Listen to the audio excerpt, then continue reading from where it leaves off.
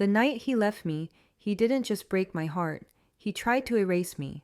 His final words weren't an accident. They were a knife, twisted on purpose. You're nothing without me. And the worst part? For a moment, I almost believed him. The night he left me, I learned that heartbreak doesn't always come from silence. Sometimes it comes wrapped in words so sharp they cut deeper than the loss itself. He didn't just walk out, he branded me with his final sentence. He leaned in close, his voice calm but cruel, and said, "You're nothing without me." Those words weren't a goodbye, they were a verdict, a declaration, a curse he wanted me to carry for the rest of my life. I stood frozen in that moment, watching him grab his jacket from the back of the chair as though nothing monumental had just happened, as though ending our years together was as casual as paying a bill. I remember the way he straightened his tie before walking out the door, not a shred of hesitation in his body language. He knew he was leaving me shattered, and he wanted me to see just how little it meant to him. That's what cut the deepest. Not just his absence, but the arrogance in the way he dismissed me like I was disposable. The silence that followed was unbearable. My apartment, once full of late-night conversations and arguments that still carried the weight of love, now felt hollow. I remember sliding down against the wall after the door slammed shut, my chest heaving, tears streaming uncontrollably. It wasn't just the end of a relationship. It was the end of who I thought I was. Because when someone you've trusted, someone you've built your world around, looks you dead in the eye and tells you you're nothing, a part of you believes it. For days, I replayed his words like a broken record. "You're nothing without me." They echoed in my head when I tried to sleep, when I stared blankly at the ceiling in the middle of the night, when I woke up in the morning with swollen eyes and an empty bed. I couldn't stop hearing them. They wrapped around me like chains. I began to question every choice I'd ever made. Had I really been nothing before him?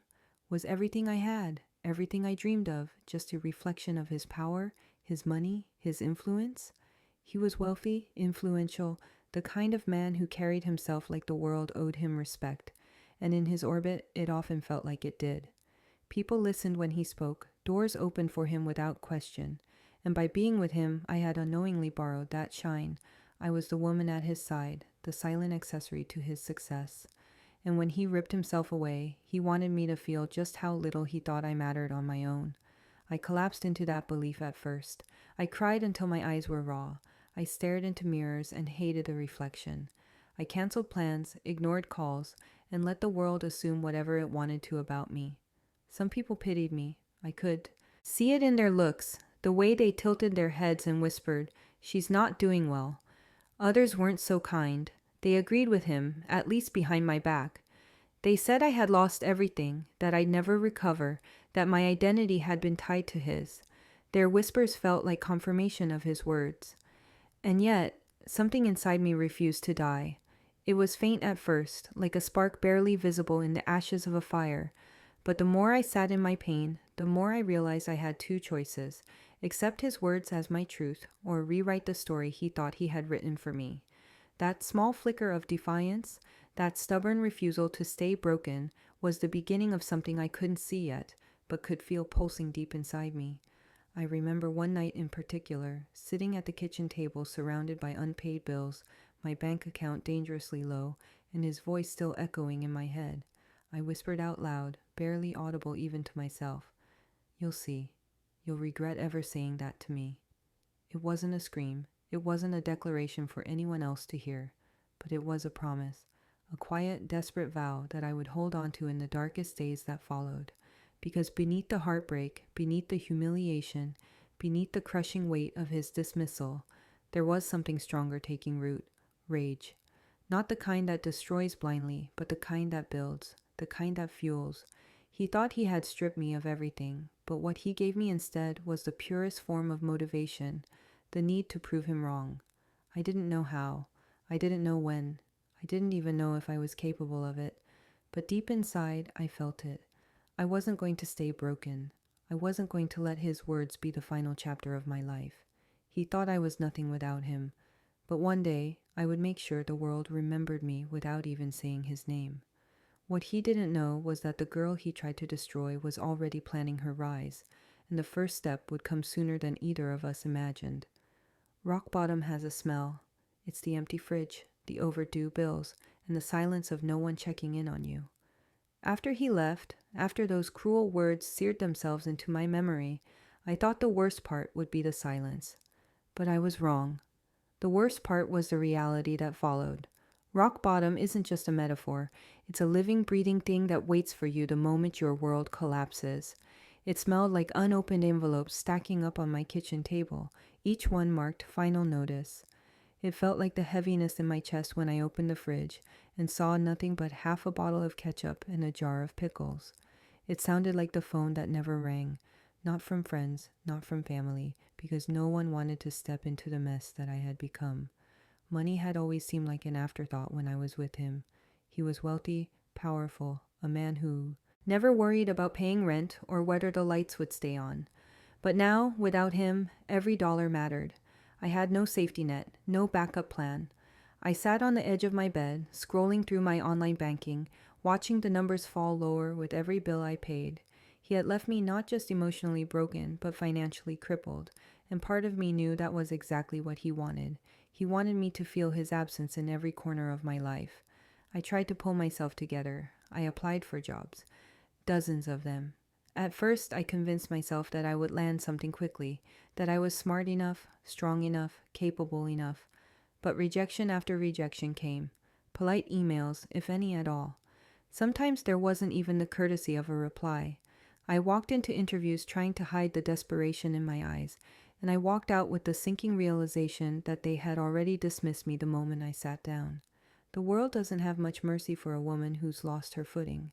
The gossip didn't help. In fact, it was sometimes worse than the financial struggle. People whispered about me. They said I had lost everything when I lost him. They said I was foolish to think I could stand on my own. Some even laughed, though never to my face, about how quickly I had fallen from the pedestal of being his girlfriend to being nothing at all. And every time I heard the whispers, I heard his voice layered on top of them, as if the entire world was echoing his verdict. You're nothing without me. The nights were the hardest. I would lie awake, staring at the ceiling, and my mind would spiral. Maybe he was right. Maybe I really was nothing without him. Maybe I had built my life around a man, and when he was gone, there was simply no me left to salvage. That thought gnawed at me, threatened to consume me. It was the kind of thought that could drown a person if they let it, and for a while I let it. I sank deeper into it, dragging myself through each day like a ghost of who I used to be. But then something shifted. It wasn't sudden, it wasn't dramatic. It was more like noticing the smallest crack of light in a pitch-black room. One afternoon, I caught my own reflection in a store window as I walked home from yet another failed interview. I almost didn't recognize the woman staring back at me. She looked tired, yes, defeated even. But there was still something there, something simmering under the surface, a kind of defiance, a whisper that said, "This isn't the end. Not yet." It was the first time I realized that maybe his words didn't have to be the truth. Maybe I didn't have to be nothing. The thought was terrifying, but it was also liberating. Because if I could survive this, if I could rebuild from the rubble he left behind, then everything he said about me would become a lie. And not just a lie, it would become his undoing. So I started small. I began looking at opportunities I had overlooked. Before, jobs or projects that seemed beneath me when I was with him, but now felt like stepping stones. I babysat for neighbors. I sold old clothes online. I helped a local shop owner with bookkeeping, even though the pay was barely enough to cover groceries. These weren't victories anyone else would brag about, but to me, they were survival. Each little task, each dollar earned, reminded me that I could still stand, that I could still build, even if it was from scraps. I began to notice something else too. The same people who whispered about me behind my back, who enjoyed watching me stumble, were also watching closely. And the more I picked myself up, the more uncomfortable they seemed. Because nothing makes gossip die faster than the person it's about refusing to stay down. The doubt didn't vanish overnight. It still haunted me, still crept into my thoughts late at night when exhaustion wore me down. But alongside that doubt, a different voice had begun to grow. It was quieter, but steadier. It said, "You can do this. You are more than what he left behind." I won't lie. There was a part of me fueled by revenge, a part that pictured his face when he realized I hadn't stayed broken like he expected. That vision gave me strength on the hardest days. It gave me something to reach for, a future where he would be forced to eat his own words. And that hunger for vindication was the first taste of power I had felt in a long time. Still, I couldn't see the full path ahead of me. All I had were small steps, fragile hope, and a stubborn refusal to give him the satisfaction of being right. I didn't know then that life was about to hand me something far bigger than scraps of survival. I didn't know that one rainy afternoon, the course of my life would be rerouted entirely. One unexpected encounter on a rainy afternoon changed the course of my life forever. Sometimes it only takes one person to see the spark in you that you forgot you had. It happened on a day I least expected. The rain was coming down in sheets, soaking through my coat as I walked home from another long, unremarkable shift. My shoes squished with every step, and the umbrella I carried was useless against the wind that bent it backward. I was cold, wet, and exhausted. My bank account was still bleeding, and my spirit felt no stronger than it had the day he walked out. If anything, I was just surviving. Nothing more. That was the afternoon I stumbled into her cafe. I only meant to take shelter, to get out of the storm for a few minutes. The place smelled of fresh coffee and warm bread, a comfort I hadn't felt in months. I ordered the cheapest drink on the menu and sat in the corner, watching the rain smear the outside world into gray streaks. That's when she noticed me. She wasn't the kind of woman you overlook. Even sitting quietly near the counter, she radiated presence. Her silver hair was pulled back in a neat bun. Her tailored suit spoke of discipline and authority, and her eyes, sharp, calculating, yet kind, seemed to read people like open books. When she approached my table, I braced myself for pity. Instead, she asked me a question I hadn't heard in months. What do you want to do with your life? Not, are you okay? Not, what happened to you? Just that one startlingly direct question. I remember fumbling with my words, trying to deflect, but she didn't let me. She pressed gently but firmly until I admitted the truth. I didn't know anymore. The man I had built my life around had left me convinced I was nothing, and I had believed it. She studied me for a moment, then smiled in a way that felt strangely knowing. Her name was Evelyn, and as I would learn that night, she wasn't just any woman. She was a self-made businesswoman who had clawed her way out of a past even darker than mine. Over coffee and rain, she shared pieces of her story. A controlling partner who once tried to define her limits, the humiliation she endured, the way people counted her out. But unlike me, she hadn't let it define her forever. She built something of her own, something lasting, and she never looked back.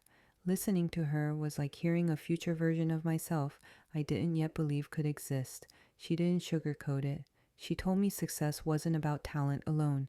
It was about resilience, about refusing to stay down no matter how many people expected you to.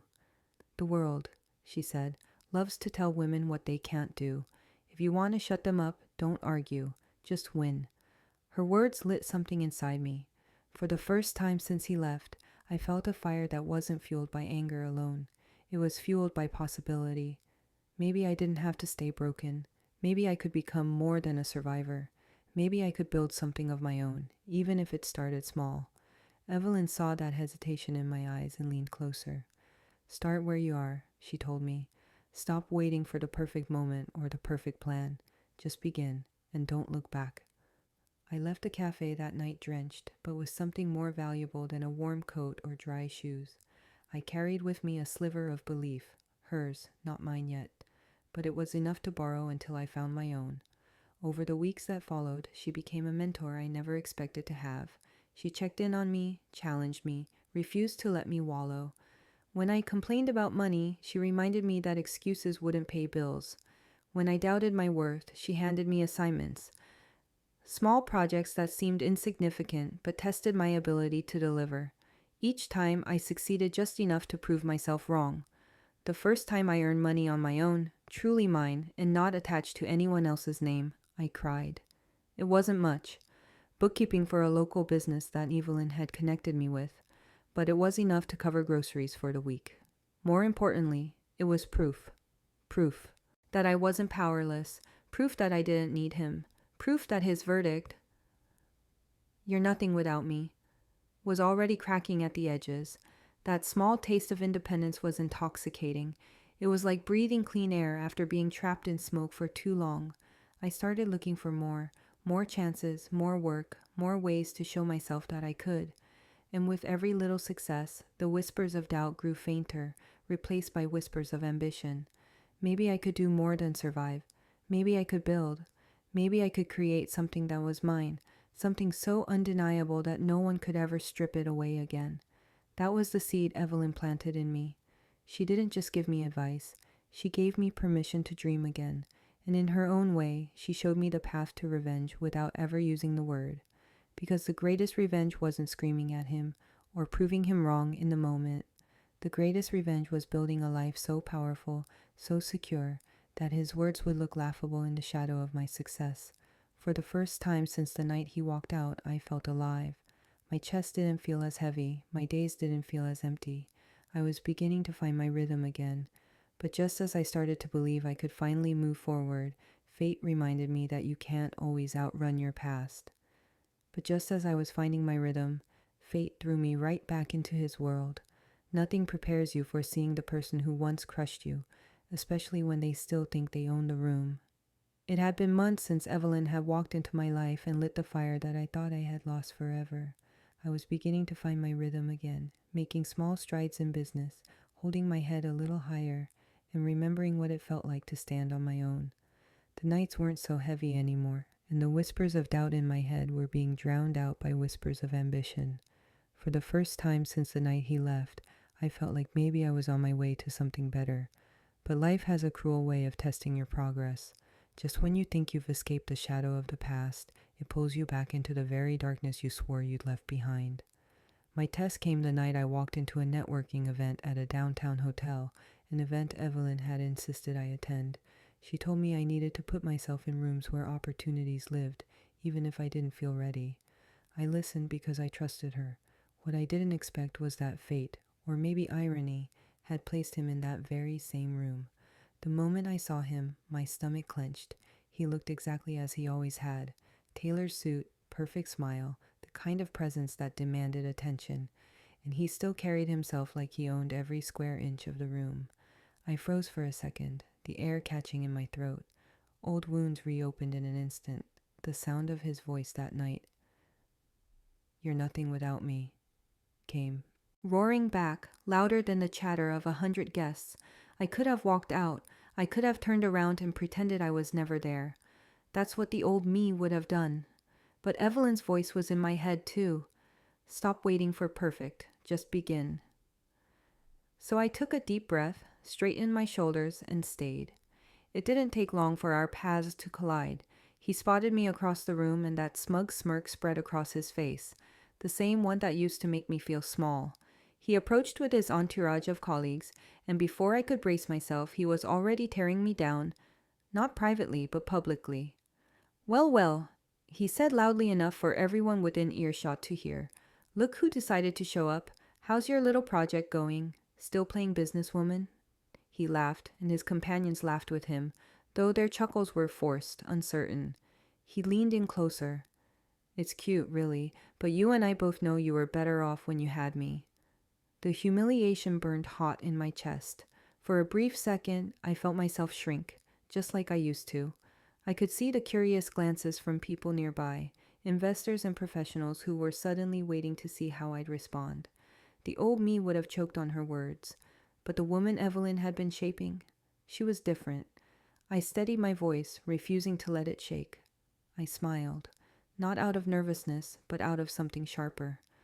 "You're right about one thing," I said clearly, making sure every pair of eyes on us could hear. "It is cute. Cute that you think your opinion matters to me anymore." The silence that followed was thick. For the first time, his smirk faltered. He hadn't expected me to stand tall, not in front of an audience. A few heads turned toward me with curiosity, and one investor I had never met before gave me a look I will never forget. The look of interest, respect. He saw something in me in that moment that my ex had spent years trying to bury. The conversation ended quickly after that. He tried to brush it off with another joke, but the damage was already done, not to me, but to him. I walked away with my dignity intact, and more importantly, with the attention of someone who mattered far more than he did. That investor approached me later in the evening, curious about my work, intrigued by my composure. He asked questions not out of pity, but out of genuine interest. For the first time, I realized that my voice, my presence, could hold weight in a room even when he was in it. That night, as I replayed the event in my mind, I felt something new. It wasn't just relief that I had survived seeing him again. It wasn't just satisfaction that I had finally stood up to him in public. It was power, real power. The kind of power that comes from knowing you no longer need someone's validation to exist, and from watching their attempts to control you fail miserably. And it was addictive. That small taste of power, of being seen and respected on my own terms, made me hungry for more. I no longer wanted to just survive. I no longer wanted to just rebuild quietly in the shadows. I wanted to rise so high that the very words he used to break me would become the fuel for my empire. That night, I stood in front of my bathroom mirror, still wearing the same dress I had worn to the event, my hair slightly disheveled, my makeup faded. But instead of seeing the broken, tear-stained girl I had been months ago, I saw someone else, someone stronger, someone who had just realized she was capable of more than she had ever imagined. That night, staring into the mirror, I made a promise. I wasn't just going to rise. I was going to take everything he thought was his. Sleep became a luxury, but hunger became fuel. Hunger to prove I was more than his discarded shadow. The night I stood in front of the mirror after that networking event, I felt something in me shift permanently. For the first time since the breakup, I didn't just want to prove him wrong. I wanted to prove myself right. That spark I had carried in silence became a fire, and I knew I had to feed it. From that night forward, every choice I made, every risk I took, was no longer about survival. It was about building. I threw myself into my work with a kind of reckless determination that scared even me. My days blurred together into a relentless grind of early mornings and late nights. Sleep became rare, but adrenaline and hunger drove me forward. I wasn't just working to keep the lights on anymore. I was working to create something that no one, especially him, could ever take from me again. But building from ashes is never simple. My first attempts were messy, riddled with mistakes. I invested in ideas that fell apart. I trusted people who smiled at me in meetings but stabbed me in the back the moment I turned away. I signed deals that looked promising on paper but ended up draining more than they delivered. Each failure was a gut punch, and there were nights I sat alone, staring at spreadsheets that didn't add up, wondering if I was fooling myself. The old doubts crept back in, whispering the same poison he had left me with. You can't do this. You are nothing without him. But now, those words didn't paralyze me. They enraged me. Every time I heard his voice in my head, it became fuel. If he wanted me to be nothing, then I would make sure I became everything. Slowly, painfully, progress began to show. Clients who had once dismissed me started returning my calls. Small businesses began to trust me with their needs, and word spread that I was reliable, committed, and fiercely determined. I wasn't the accessory anymore. I was the name on the contract, the person delivering results. And that mattered more than anything. The respect didn't come overnight. Some people still doubted me, still whispered that my little business was just a phase. But with each project I completed, each client who recommended me, I carved a deeper place for myself in the market. And the more I built, the more I began to notice a shift inside me. I was no longer simply clawing for survival. I was beginning to see a vision larger than I had ever imagined. Evelyn, my mentor, noticed the change in me too. She would smile when I talked about future plans, not just the immediate fires I was putting out. This, she said one afternoon as we reviewed my progress, is the difference between someone who survives and someone who leads. Survivors react, leaders build. Those words sank into me, and I realized that what I wanted was no longer just a seat at the table. I wanted the table itself. Of course, ambition is a dangerous thing when mixed with pain. There were nights when my drive felt less like empowerment and more like obsession. I would work until my eyes blurred, pushing through exhaustion with coffee and raw determination. Some friends worried, telling me I was burning myself out. Maybe they were right, but when you've been told you're nothing, proving otherwise becomes oxygen. I couldn't stop, not yet. Then came the moment I knew I was no longer just surviving. A client, a respected name in the industry, publicly praised my work. They didn't just hire me again, they referred me to others. Suddenly, I was fielding calls I never thought I'd receive. My name was being spoken in rooms I once thought were closed to me. For the first time, I wasn't seen as someone's ex or as the woman who had been left behind. I was seen as a contender, a leader in my own right. And with every step forward, the satisfaction grew. It wasn't just about money, though financial stability gave me a freedom I hadn't known in years. It was about standing taller, speaking louder, and finally believing that I had been wrong to ever accept his verdict. I wasn't nothing. I was becoming everything he feared I could be without him. But success doesn't just change how you see yourself, it changes how others see you too. People who had once looked down on me now tried to align themselves with me.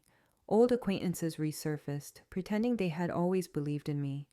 Their sudden respect tasted bittersweet because I knew it wasn't rooted in loyalty.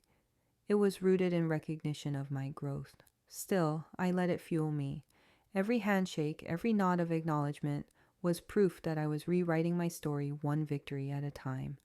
What I didn't realize at the time was that while I was consumed with building my own foundation, cracks had begun forming in his. I was too busy chasing contracts and working through nights to notice the whispers circulating in the industry. I was too focused on growth to recognize that the empire he had once stood on so proudly was beginning to wobble under the weight of his arrogance. I thought I was only climbing. I didn't know he was already falling. What I didn't know was that while I was building, his empire was quietly crumbling. Whispers spread faster than truth, and the whispers said his empire wasn't untouchable anymore. Success has a way of shifting the air around you. For months I had been buried in my own grind, too consumed with building brick by brick to notice anything else. But when you start rising, you start hearing things. People talk differently around you. They lower their voices when they gossip, but they make sure you can still hear enough to know what's going on. That's how the whispers reached me, the whispers that his empire, the one he believed was carved in stone, was beginning to crack. At first, I didn't believe them. How could I? This was the man who walked into every room like he owned it, the man who made me believe I was nothing without him, the man who had wealth, power, and connections at his fingertips. His company had been his kingdom, and he had worn the crown with arrogant pride. The thought of him faltering seemed impossible. But rumors have their own momentum. They don't just appear out of thin air, they feed on something real. And as the days passed, the whispers grew louder. I overheard investors grumbling about missed deadlines and questionable decisions. I heard about employees walking out in frustration, claiming his leadership had become erratic and reckless. And for the first time, I realized that arrogance, the very thing he used as a weapon against me, was now turning on him. It made a strange kind of sense. He had always believed himself untouchable. That belief had carried him for years, convincing others to buy into his confidence. But confidence, when untethered from humility, becomes blindness, and blindness in business is fatal. From what I gathered, he had been ignoring advice, dismissing warnings, and making moves that looked bold but were really reckless. It was the kind of behavior that could bring even the strongest empire to its knees. The idea of him losing control stirred something in me I couldn't quite name. Part of me wanted to savor it, to relish every whisper like a glass of fine wine. This was the man who told me I was nothing. Watching his world unravel should have been satisfying, and it was in a way. But another part of me felt something unexpected. Not pity exactly, but a strange realization. For the first time since the night he left me, I wasn't behind him anymore. I wasn't chasing. I wasn't trying to keep up. I was catching up. That thought both thrilled and terrified me. For so long I had been defined by being his shadow. Even my ambition to rise had been, at least in part, fueled by him, by revenge, by the need to prove him wrong. But now my growth and his decline were intersecting. For the first time, the playing field didn't feel impossible. It felt level. Evelyn noticed it before I admitted it to myself. "Do you see what's happening?" she asked one afternoon as we discussed my recent projects. "You're not just building, you're positioning. And while you're doing that, he's unraveling. Timing like this isn't coincidence. It's opportunity." Her words sent a chill down my spine. Opportunity. That was a word I hadn't associated with him before. He had always been an obstacle, a wall I had to climb. Now he was something else entirely, a door opening, whether he knew it or not. The whispers kept coming. Investors who had once sworn loyalty to him were quietly testing the waters elsewhere. Former employees, tired of his ego and mismanagement, began looking for new homes, and a few even approached me.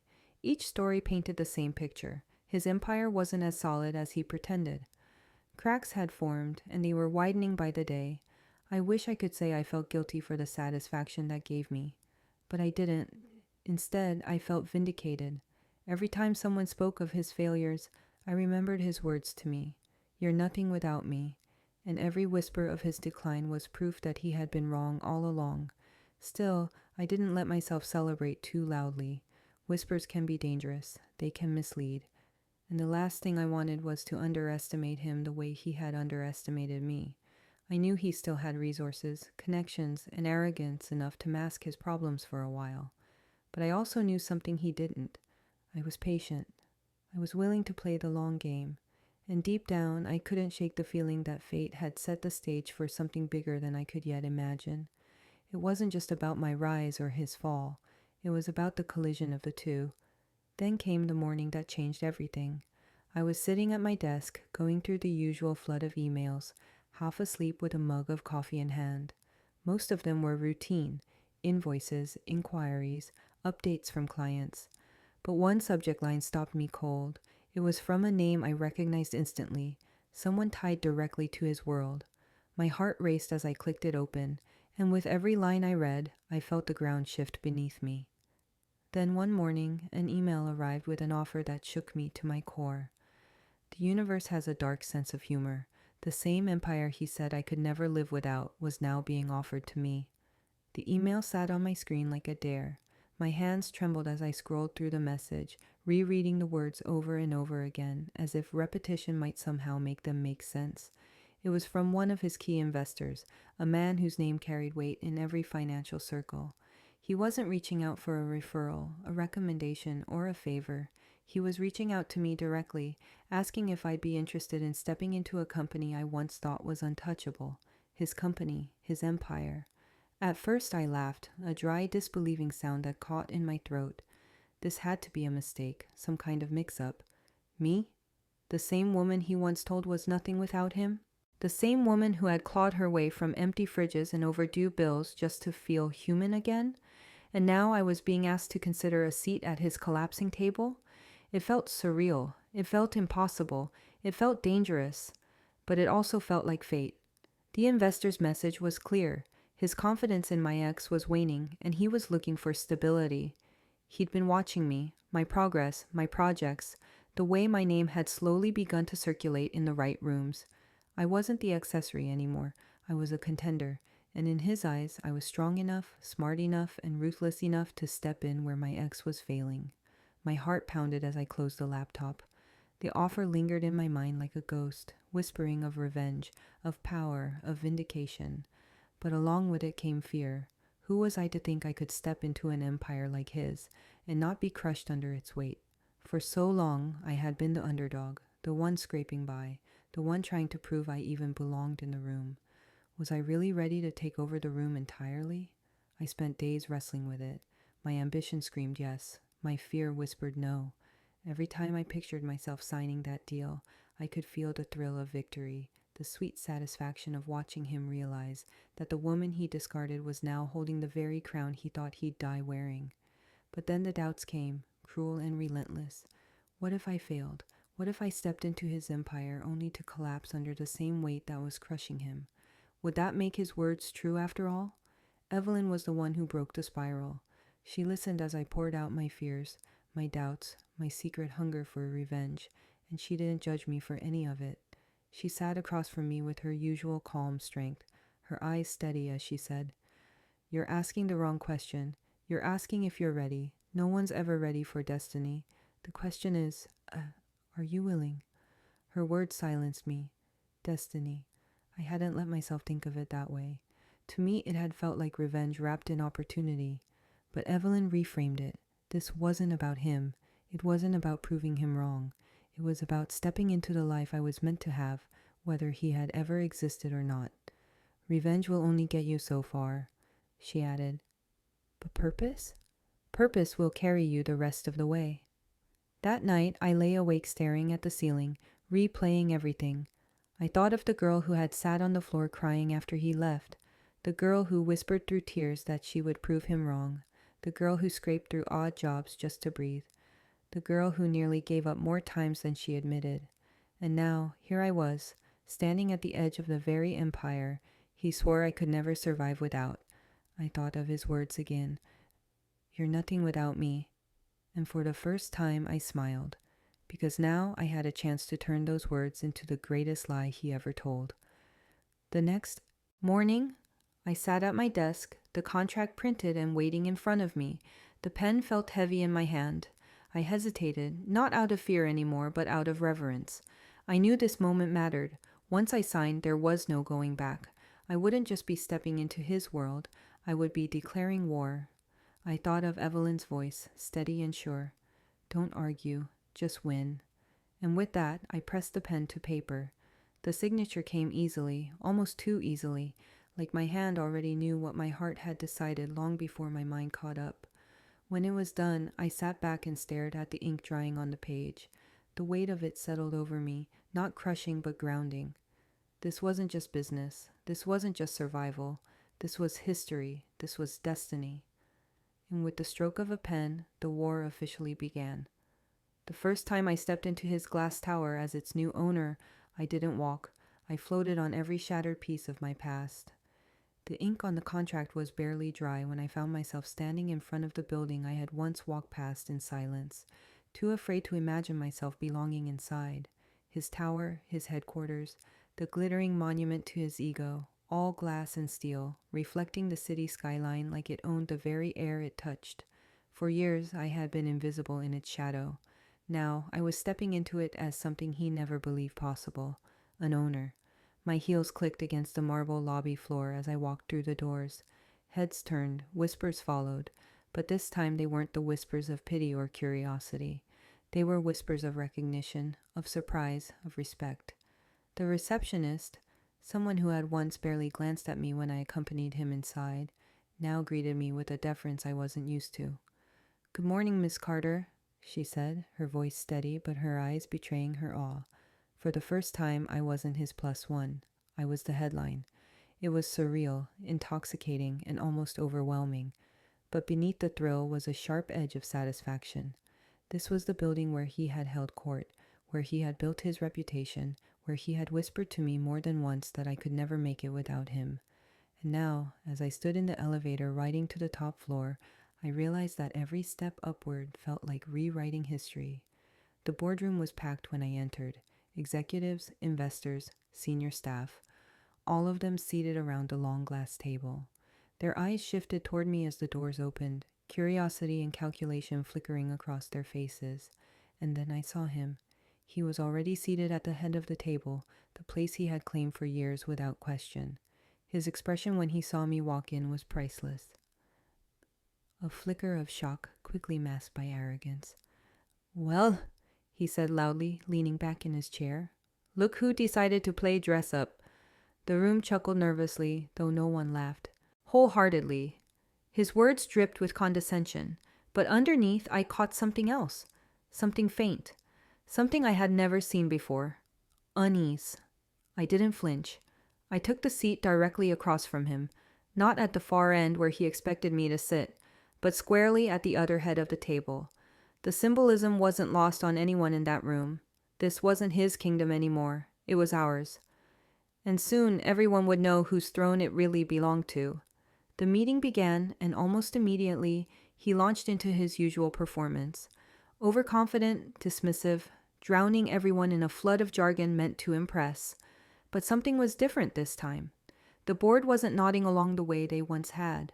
Their eyes wandered, their attention flickered. And when I spoke, offering clear, strategic solutions to the very problems he was ignoring, they listened. Not politely, not out of obligation, but with real interest. That realization fueled me. With every point I made, I felt myself growing taller, my voice steadier, my presence undeniable. And with every word I spoke, I watched him unravel.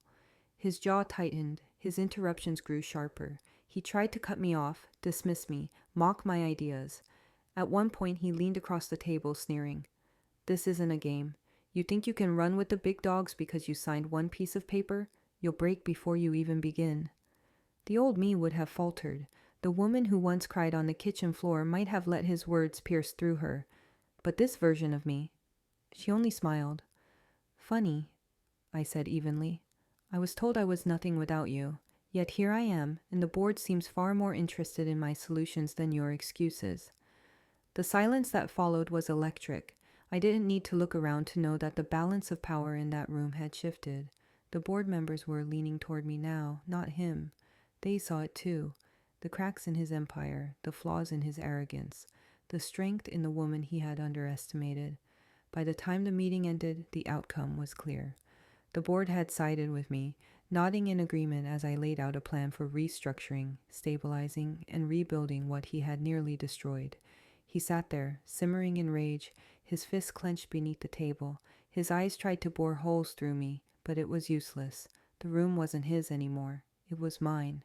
Walking out of that boardroom, I felt something I had never felt before, triumph laced with vindication. I had stood in his world, on his stage, and not only survived but owned it. This wasn't just business. This was justice. Every word he had ever thrown at me, every insult, every time he told me I couldn't, all of it crumbled with the sound of the board siding with me. I glanced back at him one last time before leaving the room. His mask of arrogance was still plastered on his face, but his eyes betrayed him. For the first time since I had known him, I saw it. Not anger, not disdain, not arrogance. Fear. For the first time, I saw fear in his eyes, and it was delicious. Revenge is addictive, but power is intoxicating. The boardroom showdown had shifted something permanent. I had walked into his world and walked out with the balance of power tilted firmly in my direction. That taste of victory was unlike anything I had ever known. Revenge had been sweet, but what I was feeling now wasn't just revenge. It was power, the kind that pulses through your veins and changes the way you carry yourself. For the first time, I wasn't surviving in his shadow. I was thriving in the light of my own making.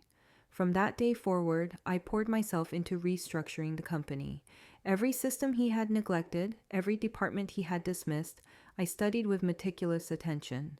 I called in new consultants, streamlined processes, and personally sat down with teams that hadn't felt heard in years.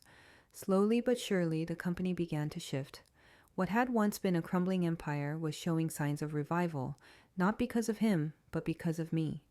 The employees noticed first.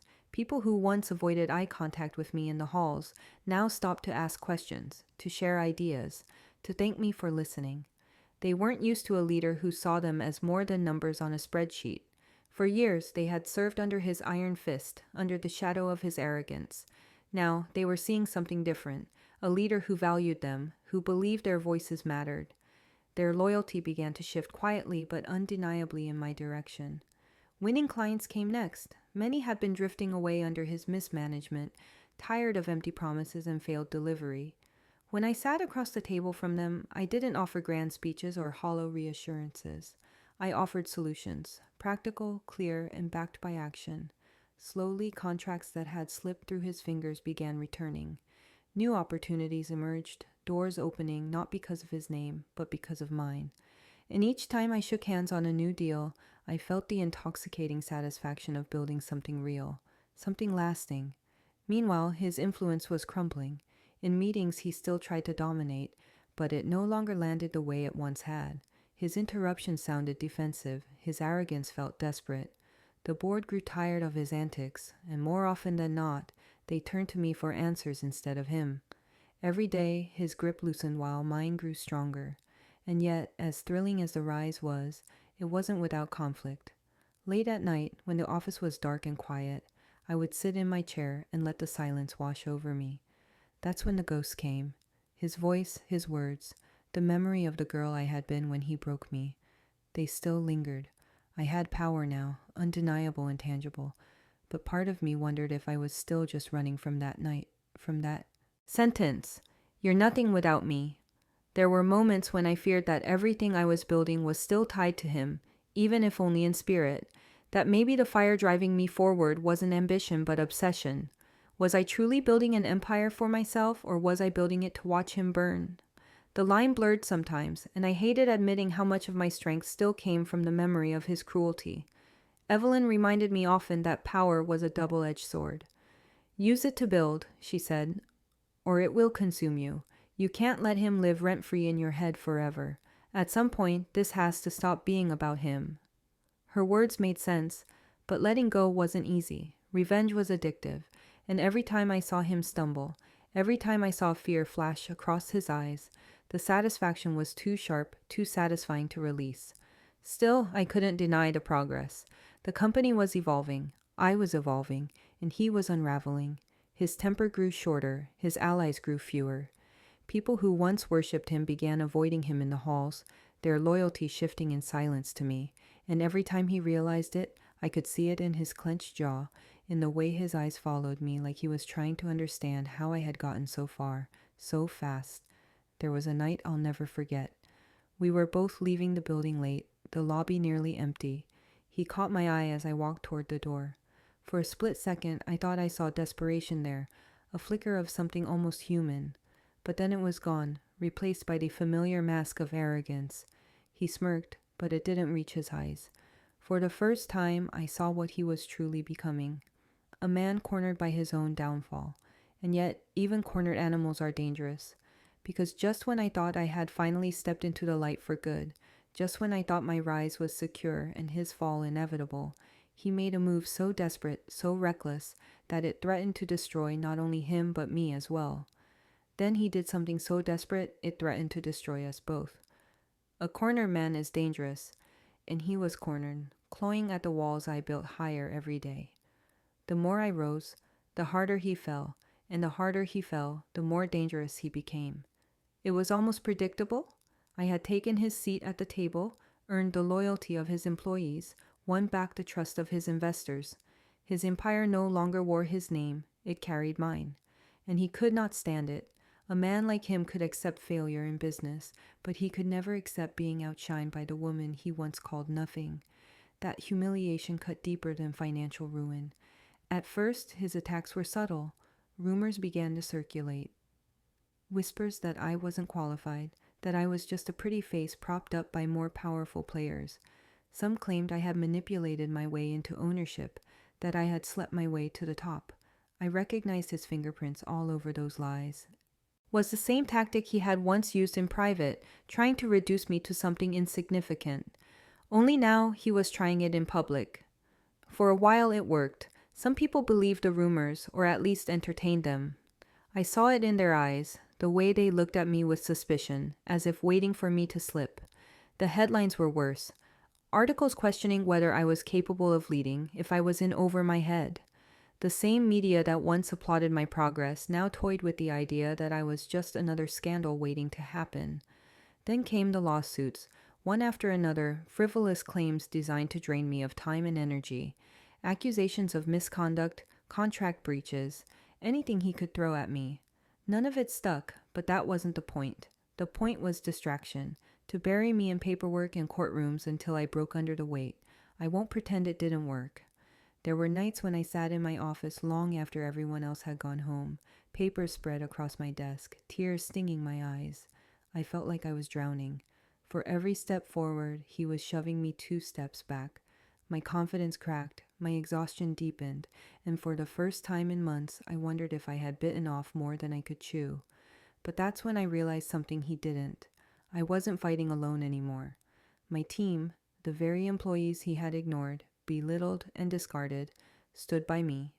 They stayed late, pored over details, countered his sabotage with loyalty he could no longer buy. They believed in me, not because of my name or my connection to him, but because I had believed in them. The trust we had built together became my strongest shield, and Evelyn, steady as ever, reminded me of the truth I kept forgetting. He's lashing out because he knows he's losing, she said one night over the phone, her voice calm and deliberate. A cornered man doesn't attack because he's strong. He attacks because he's desperate. Don't let his desperation define your path. Her words kept me steady when my faith faltered. I began to see his sabotage for what it was. Not power, but weakness. Each rumor he spread only highlighted his bitterness. Each lawsuit he filed only proved how far he had fallen. The public started to see it too. What had once been whispers of doubt about me began to shift. People noticed that despite his attacks, I kept showing up, kept building, kept delivering results. Investors who had been on the fence rallied to my side. Media outlets that once questioned me began to paint him as the desperate villain, not the powerful mogul he still pretended to be. And slowly the tide of public opinion turned. He had wanted to bury me, but all he did was reveal himself. Still, it wasn't easy. His betrayal stung deeper because it wasn't just professional. It was personal. This was the man who had once promised me the world, the man I had loved, the man who had broken me. And now he was trying to break me again, only this time on a stage where everyone could watch. The difference was, I wasn't the same woman anymore. His words no longer carved into me the way they once had. His moves no longer left me paralyzed. I had armor now, forged from every scar he had given me. And yet, I won't deny the toll it took. Some nights I sat alone in my office, staring out over the city lights, wondering how much longer I could keep fighting. Power was intoxicating, but the battle was exhausting. I felt powerful, yes, but I also felt haunted. Haunted by the possibility that I was still dancing to his rhythm, still letting him dictate the war. I wanted to believe I was building for myself, but part of me feared that as long as he was in the picture, my victory would always taste like revenge, not freedom. Then, just when I thought I had seen the worst of him, just when I thought I had endured every attack he could throw, he did something I never saw coming. He reached out to me. It wasn't through lawyers or the board or whispered rumors. It was direct, personal. A message sent not with the sharp edge of a threat, but with the weight of something else entirely. And when I thought I'd seen it all, he came to me with a plea I never expected. There is nothing sweeter, nothing sharper, than watching the man who once called you nothing bow his head to you. I never thought I would live to see the day when he would walk into a room, not as the man in control, not as the king of his empire, but as a man beaten down by his own arrogance. Yet there he was, sitting across from me at the long table where he had once ruled without question. The man who had thrown me away, the man who had mocked my ambition, the man who swore I was nothing without him, was now here, asking for a place in the very empire I had saved from his ruin. His voice was calm when he spoke, but it wasn't the calm of power, it was the calm of surrender. I know things have changed, he said carefully, his eyes fixed on the papers in front of him instead of my face. But I still have value. I know this company better than anyone. I can help you. All I want is a role, a chance to be part of what we built. What we built. The words nearly made me laugh out loud. We? I remembered the nights I sat alone in my tiny apartment with an empty fridge, while he sat in this tower convincing the world he was untouchable. I remembered his words, "You're nothing without me," echoing in my ears every time I doubted myself. I remembered the rumors he spread, the lawsuits he filed, the way he tried to bury me when he realized I was stronger than he ever imagined. And now, after all that, he wanted me to hand him back a piece of the crown? I didn't answer right away. I let the silence stretch, heavy and suffocating, until he finally looked up at me.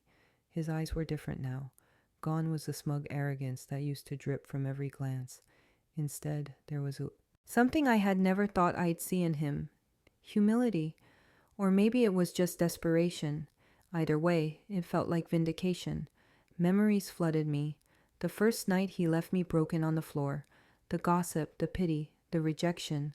The hunger that had driven me to keep going. The first dollars I had earned on my own. Evelyn's steady guidance. The nights of exhaustion. The risks, the betrayals, the victories. Every step of the journey was alive in that moment, reminding me of how far I had come and how far he had fallen. Part of me wanted revenge. The darker part of me wanted to make him beg, to make him grovel for every cruel word, every attempt to destroy me. I wanted to tell him no, not because it was the right thing to do, but because it would sting him the most. But another part of me, the part that had grown stronger than my hunger for revenge, whispered something else. Dignity. Power isn't just about crushing your enemy. Sometimes real power is refusing to stoop to their level. I leaned back in my chair and studied him. For years, I had been the one looking across the table, feeling small under his gaze. Now, he was the one shrinking, his shoulders slumped, his confidence cracked. You want a role in this company? I asked, my voice steady, deliberate. The same company you nearly destroyed with your arrogance? The same company you mocked me for even dreaming of leading? He shifted uncomfortably, his jaw tightening. People make mistakes, he said quietly. I underestimated you. I see that now. I'm not asking for control. I'm just asking to be part of it again. The words hung in the air, and for a long moment I simply watched him. This was the man who once defined my worth with a sentence, and now here he was, asking me to define his. I thought of Evelyn's advice, of every lesson I had learned on this journey. Revenge was tempting, but I had already won. The empire was mine, the loyalty was mine, the respect was mine. I didn't need to humiliate him to prove my power. His presence in that chair, his request for my approval, was humiliation enough, so I gave him my answer. Calm, final, unshakable. No, this company doesn't need you. I don't need you. You had your chance and you wasted it. Now you can live with the consequences. His face went pale, his lips tightening as he realized the finality of my words. There was no negotiation, no bargaining, no path back to the throne he had lost. He bowed his head slightly, not out of respect, but out of defeat. And in that simple gesture, I saw the closing of a chapter I had been waiting for since the night he left me broken. I stood, gathering my things, my heels clicking against the floor with a rhythm that sounded like victory. I didn't gloat, I didn't mock, I didn't need to. My silence, my refusal, my strength spoke louder than anything I could have said. As I walked out of that room, I felt lighter than I had in years, because for the first time, I understood that my journey was no longer about him. It never truly had been. He was the spark, yes, but the fire had always been mine. As I walked out of that room, I realized this was no longer about him. It was about me. For years I believed his lie, that I was nothing, but empires aren't built on lies. They're built on truth, and my truth was stronger than his empire ever was. When I walked out of that room, leaving him behind in the ruins of his own arrogance, I knew the war was over. Not because he bowed his head, not because I refused him a place in my empire, but because I finally understood the truth. My life was no longer defined by him. It never really had been. For years I had carried the weight of his words. You're nothing without me, like a scar pressed into my skin. But standing there, the crown firmly on my head, the empire thriving under my leadership, I realized something I should have known all along. I had always been more than he could see. Looking back, the journey felt like something out of a different lifetime. The woman who sat crying on the floor of her empty apartment, staring at unpaid bills, seemed like a stranger to me now. The woman who whispered promises into the darkness, vowing to prove him wrong, had become someone she never imagined she could be. Every failure, every betrayal, every sleepless night was a brick in the foundation of the empire I now stood on. My empire. One stronger than his had ever been, not because it was richer or bigger, but because it was built on resilience, loyalty, and truth. His empire had been built on arrogance, on fear, on manipulation. Mine was different. It was built on the loyalty of employees who believed in me, the trust of clients who had seen me deliver when others doubted, and the mentorship of a woman who reminded me of my worth when I couldn't see it myself. It wasn't just about money or power. It was about proving, to myself and to the world, that strength grows from the ashes of pain. Sometimes I would stand by the office windows, looking out over the city lights, and think about how close I had come to giving up. How many nights I almost let his words bury me. How many times I almost believed the whispers that I couldn't survive without him. But then I would look around me, at the thriving teams, at the growing company, at the investors who trusted me, and I knew the truth. His lie had fueled me, but it hadn't made me. What made me was a choice to keep standing when it would have been easier to fall. And that's the lesson I carry now, the one I want anyone listening to hear. People will try to define you. They'll throw words like knives, hoping they cut deep enough to stop you. Sometimes those words come from the people you love the most. And yes, they'll hurt. They'll leave scars. But scars aren't proof of weakness. They're proof you healed. And if you let them, they'll make you stronger than the people who tried to break you. Evelyn once told me, don't argue, just win. At the time, I thought winning meant proving him wrong. But now I understand that winning wasn't about him at all. It was about proving myself right, about realizing that my value, my destiny, was never tied to someone else's opinion of me. It was always mine to define. And here's the part that surprised me most. Once I stopped making it about him, the satisfaction became even sweeter.